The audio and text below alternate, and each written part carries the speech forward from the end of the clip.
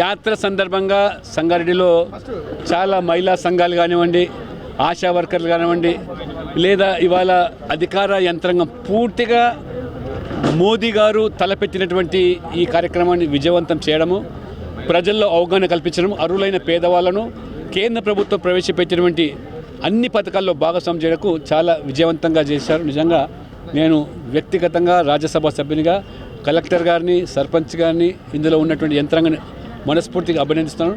ప్రధానమంత్రి వారి యొక్క కోరిక కూడా ప్రతి పల్లెలో పేదవాడికి వారి ముంగిట్లోకి అధికార యంత్రాంగం ఈ పథకాల పట్ల అవగాహన కల్పించి వారికి ఒక భద్రత, భరోసా కల్పించడం జరుగుతుంది. అది ఈరోజు ఈ కార్యక్రమాన్ని శుభారంగంగా చక్కగా ఈరోజు ఈ రుద్రారంలో నిర్వహించినందుకు అందరికీ కూడా నా యొక్క ప్రత్యేకమైనటువంటి అభినందనలు, ధన్యవాదాలు.